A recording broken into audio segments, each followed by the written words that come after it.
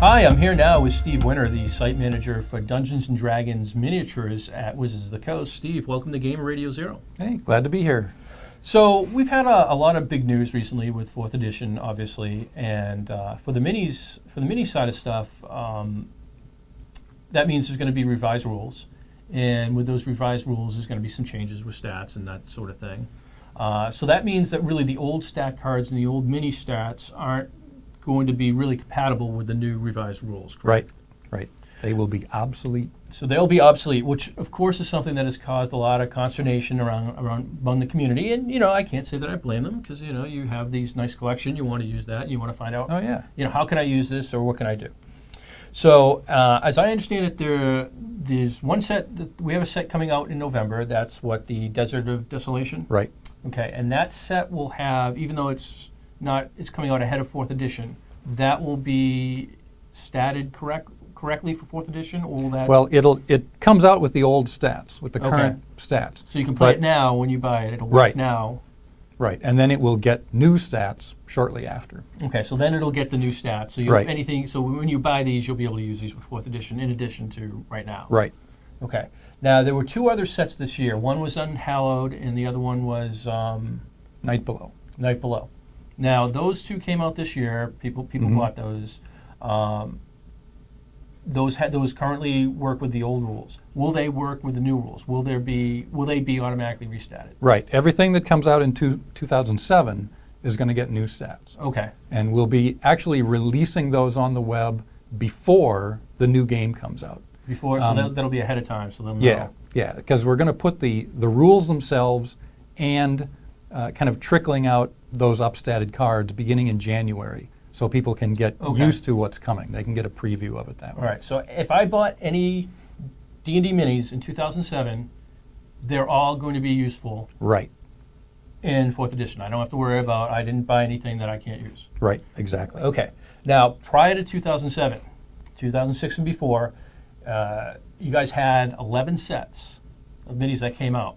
So these are going to be obsolete. These aren't going to be workable for 4th edition. They won't be tournament legal once 4th edition comes out with the new revised rules. Right.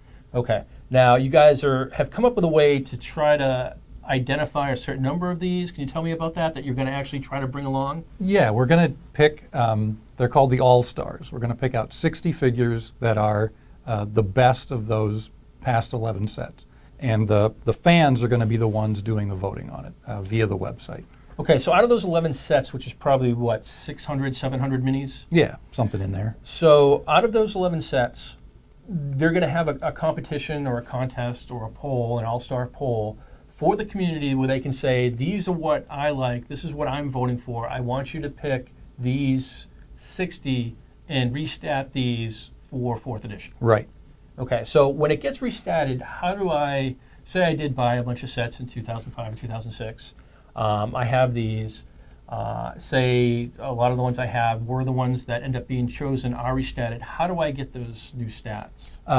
There will be cards that you can download right off the website. Okay. And then print them out.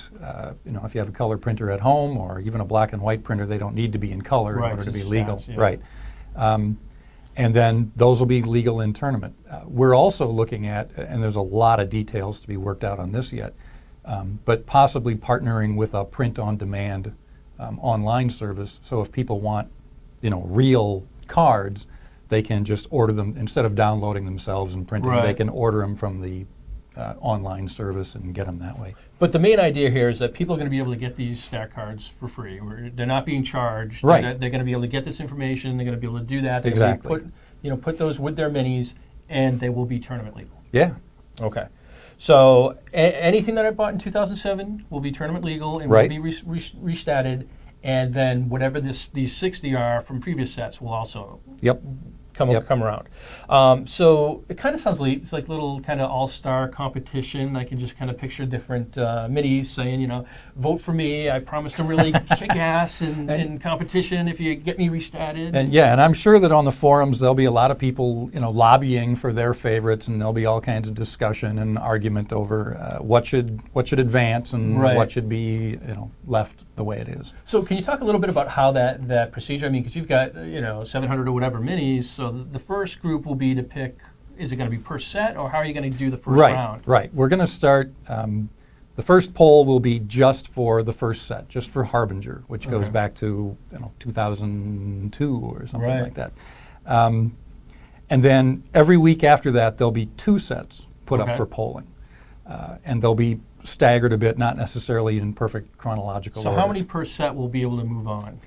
Each set will have 20 figures chosen to move on to the final round of voting, or the final rounds. There's going to be more than one round. Okay, so each set, starting with week 1, which will just be set 1, we'll have pick 20. The community will pick 20 of those that will advance. Week 2, we'll have sets 2 and 3. People will take 20 of each of those sets, right? Right. Well, so 40, there's whether they'll be voting for 20 or each person only voting for 10. The original proposal was just voting for 10.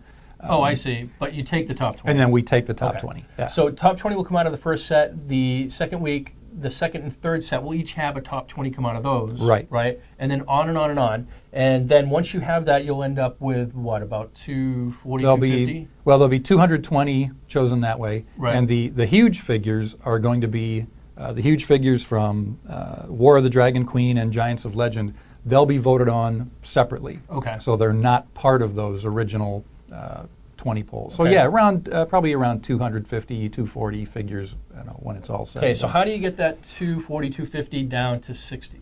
At that point, we're going to create some categories, and those aren't set yet because we need to see what the 250 figures are. But it might be, kind of like any categories, the best. There'll be something by faction. There'll be something by level. Right.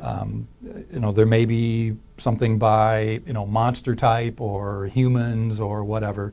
Right. And the plan is to have each of those top figures appear in at least 2 of those categories. Oh, I see. So it's not like they just get one category and that's the only chance. They'll get at least 2. And maybe some of the the cooler, more versatile things will be in more than 2 categories. Yeah, and there'll probably even be a last chance round where things that didn't come out in the top of any of those categories, they'll all be put out there at once. And if there's anything that people really wanted, public outcry for them. That's and right. support That's that right. If everybody's screaming, "Oh, the Orc War Drummer didn't make it," we've got to have the Orc War Drummer. He still has a shot to get in.